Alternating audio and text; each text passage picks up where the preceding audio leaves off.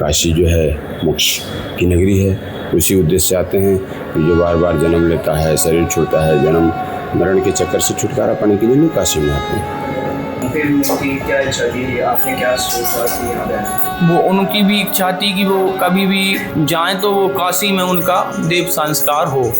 अब इनको डॉक्टरों ने भी नहीं कर दिया था कि इनकी ज़्यादा दिन की नहीं है, और फिर हमने उनको सोचा कि अब काशी में ही रहकर इनका स्वर्गवास हो। कुछ शहर सिर्फ देखे नहीं जाते, उन्हें महसूस किया जाता है, और बनारस शायद उन्हीं शहरों में से एक है।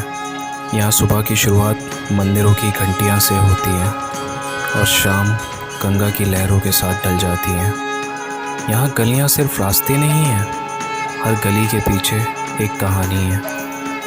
आज मैं आया हूँ बनारस, उस शहर को समझने जिसे लोग सिर्फ काशी नहीं बल्कि मोक्ष की नगरी भी कहते हैं। लेकिन इस सफ़र में मैं आपको सिर्फ बनारस की खूबसूरती नहीं दिखाऊंगा, मैं आपको बनारस का वो चेहरा भी दिखाऊंगा जिससे हम अक्सर दूर भागते हैं, मृत्यु का चेहरा।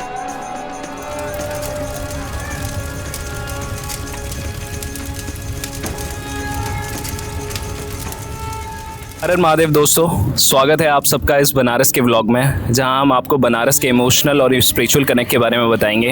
हम आपको ले चलेंगे उन गलियों में जहां ज़िंदगी शुरू होती है और उन घाटों पे जहां सब कुछ राख में बदल जाता है। तो चलिए शुरू करते हैं ये बनारस के व्लॉग को। बनारस की गलियों में चलते हुए एक चीज़ बार बार महसूस होती है, यह शहर बाकी शहरों जैसा नहीं है। यहाँ पुरानी दीवारें भी जैसे कुछ कहती हैं, लेकिन बनारस को समझने के लिए सिर्फ इसकी खूबसूरत गलियों में घूमना काफ़ी नहीं है, क्योंकि बनारस का एक हिस्सा भी है जहाँ लोग ज़िंदगी के आखिरी पड़ाव पर आते हैं, मुक्ति भवन। तो अब हम जा रहे हैं मुक्ति भवन। कहा जाता है अगर बनारस में आपकी मृत्यु होती है तो आप बर्थ और रीबर्थ के साइकिल से लिबरेट होकर मोक्ष पा लेते हो। तो ऐसे ही कुछ लोग हैं जो यहाँ पे मोक्ष भवन में अपने अंतिम समय को व्यतीत करने और बिताने आते हैं। उसके लिए हमने परमिशन एक हफ्ते पहले डाली थी। हमें लगा नहीं था हमारी परमिशन एक्सेप्ट होगी, क्योंकि वहाँ शूट करने के लिए आपको परमिशन चाहिए होती है, आप ऐसे नहीं जा सकते। तो फॉर्चुनेटली हमारी परमिशन एक्सेप्ट होगी और हम जा रहे हैं, और हमें कॉल आ गया है कि आप वहाँ के हम सेरेमनी शूट कर सकते हैं। तो चलिए दिखाते हैं आपको कुछ लोगों के अंतिम पल। आखिर कोई इंसान अपनी ज़िंदगी के आखिरी दिनों के लिए यहाँ क्यों आता होगा? यह जगह हमें ज़िंदगी की उस सच्चाई के सामने खड़ा करती है जिससे हम रोज़ भागते हैं, मृत्यु। यहाँ पर मोक्ष के लिए लोग आते हैं। ये माना जाता है कि काशी भक्ति मुक्ति की नगरी है। यहाँ शरीर छोड़ने से मोक्ष की प्राप्ति होती है। उनको 10 बजे, 12 बजे, 3 बजे गंगा जल और तुलसी देते हैं। 12 से 5 के बीच में गीता रामायण सुनाते हैं। ठहरने के लिए 15 दिन सुविधा। मोक्ष हुआ तो ठीक, स्थिति कमी होगी तो 15 दिन और बढ़ाएंगे। स्वस्थ होते हैं तो निवेदन करेंगे पुनः घर जाइए। 1958 से चल रहा है, अभी तक 15,000 से ऊपर लोग की मोक्ष की प्राप्ति हुई है जी। काशी जो है मोक्ष की नगरी है। उसी उद्देश्य से आते हैं कि जो बार बार जन्म लेता है, शरीर छोड़ता है, जन्म मरण के चक्कर से छुटकारा पाने के लिए लोग काशी में आते हैं जी। हमारे यहाँ मध्य प्रदेश, बिहार, झारखंड, छत्तीसगढ़, हर स्टेट से लोग भी आते हैं, पर 4 स्टेट से ज़्यादा आते हैं। निःशुल्क है, कोई चार्ज नहीं है, मात्र 20 रुपये इलेक्ट्रिक चार्ज लिया जाता है और कोई चार्ज नहीं।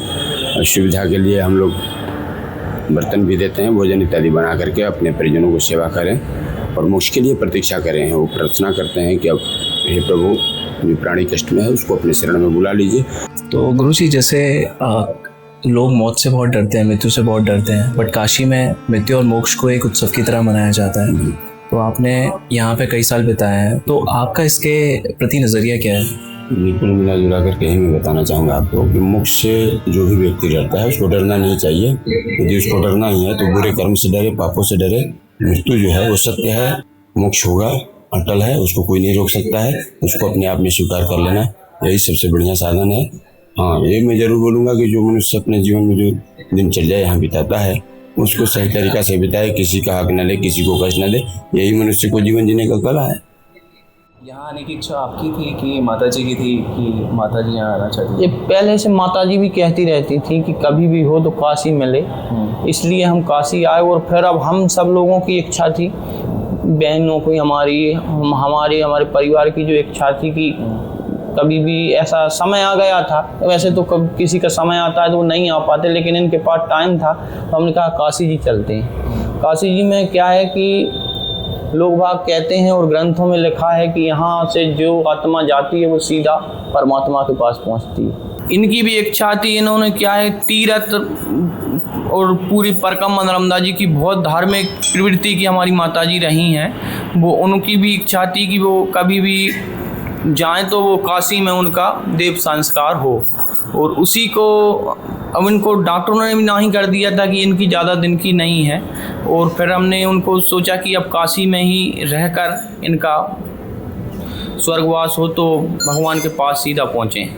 यहाँ आने वाले कई लोग अपनी ज़िंदगी के अंतिम समय में भगवान का नाम लेते हुए अपनी आखिरी यात्रा का इंतज़ार करते हैं। यहाँ माहौल में एक अजीब सी शांति है, दुख भी, लेकिन उसके साथ एक स्वीकार भी है। और शायद यही बनारस हमें सिखाता है, मौत ज़िंदगी का अंत नहीं बल्कि ज़िंदगी की एक सच्चाई है।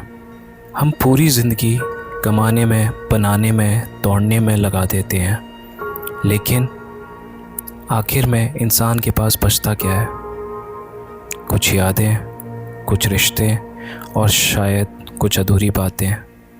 मुक्ति भवन से निकलकर मैं पहुंचा बनारस के उस जगह पर जहां ज़िंदगी और मौत का फासला बहुत छोटा हो जाता है, मणिकर्णिका घाट।